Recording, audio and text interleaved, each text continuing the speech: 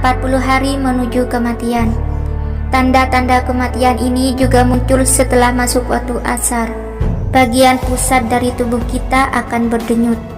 Itu pertanda bahwa daun yang tertulis nama kita dari pohon yang terletak di arsy Allah Subhanahu wa ta'ala telah gugur. Lalu malaikat maut mengambil daun tersebut dan segera membuat persiapan, di antaranya mulai mengawasi kita setiap saat. Dan sesekali malaikat maut menampakkan dirinya kepada orang yang akan dicabut nyawanya dalam wujud manusia.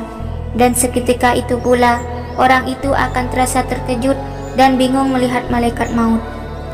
Walaupun malaikat maut wujudnya hanya satu, tapi atas izin Allah Subhanahu wa ta'ala, dia mampu mencabut nyawa seseorang dalam waktu yang bersamaan. Kedua, 7 hari ketika kematian akan datang. Tanda ini muncul setelah masuk waktu asar.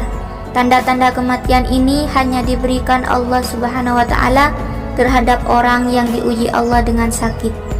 Biasanya orang yang sedang sakit tak berselera makan, tiba-tiba ingin makan. Ini merupakan isyarat dari Allah bahwa kematian memang benar-benar sudah dekat. Yang ketiga, 3 hari kematian di ambang pintu. Pada suatu saat akan terasa denyutan di tengah dahi kita, yaitu antara dahi kanan dan dahi kiri. Jika tanda-tanda kematian ini dapat dirasakan, maka sebaiknya berpuasalah kita setelah itu, supaya perut kita tak mengandung banyak najis, dan ini akan memudahkan orang lain untuk memandikan jasad kita. Setelah itu pula, mata hitam kita tak bersinar lagi, dan bagi orang yang sakit, hidungnya perlahan akan masuk ke dalam. Ini dapat terlihat jelas kalau dilihat dari sisi tubuh kita. Telinga akan layu dan berangsur-angsur masuk ke dalam.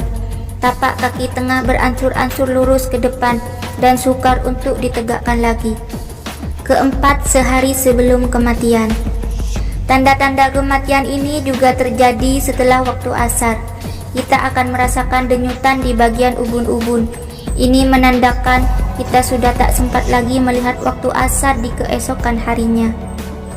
Yang kelima, tanda terakhir, kematian menghampirimu. Kita akan merasakan sejuk di bagian pusat, lalu turun ke pinggang dan akan terus naik ke bagian halkum. Pada masa ini, hendaklah kita sering beristighfar, memohon ampun pada Allah, dan sering-sering membaca syahadat. Menata